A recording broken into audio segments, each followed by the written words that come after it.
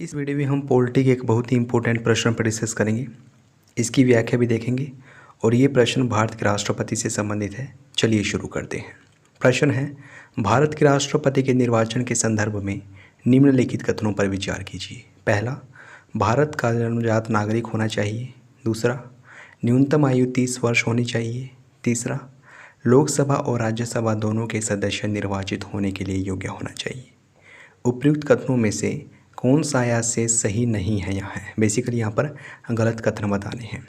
Options हैं केवल 1 और 2 दोनों, केवल 2 और 3 दोनों, केवल 1 और 3 दोनों, या फिर 1, 2 और 3 तीनों।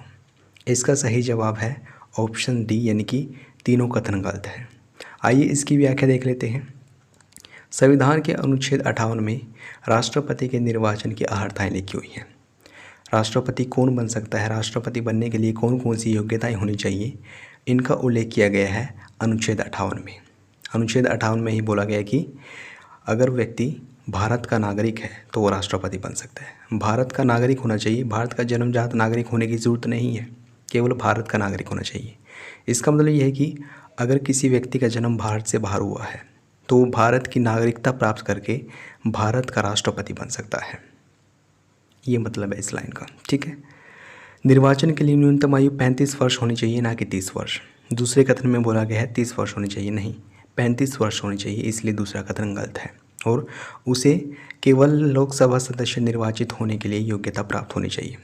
राज्यसभा का निर्वाचन होने की ज़रूरत नहीं है, उसकी योग्यता प्राप्त करने की ज़रूरत नहीं है। वो केवल लोकसभा का सदस्य बन सके ये योग्यता होनी चाहिए तो वो राष्ट्रपति बन सकता है। और अनुच्छेद 57 में बोला गया है कि एक व्यक्ति जितनी बार चाहे राष्ट्रपति बन सकता है, राष्ट्रपति पद के लिए निर्वाचित हो सकता है। अमेरिका के संविधान में क्या है, एक व्यक्ति 2 बार राष्ट्रपति बन सकता है, कंटिन्यूसली 2 बार राष्ट्रपति बन सकता है। लेकिन हमारे संविधान में लिखा हुआ है कि एक व्यक्ति जितनी बार चाहे राष्ट्रपति बन सकता है, अगर उसके अंदर योग्यता है तो वो राष्ट्रपति जितनी बार चाहे बन सकता है। दोस्तों, आशा करता हूँ आपने इस वीडियो से कुछ सीखा होगा। अगर आपने इस वीडियो से कुछ सीखा है तो प्लीज़ इस वीडियो को लाइक और शेयर करना ना भूलें। अगर आपने चैनल को सब्सक्राइब नहीं किया है प्लीज़ अभी सब्सक्राइब करें। वीडियो देखने के लिए धन्यवाद।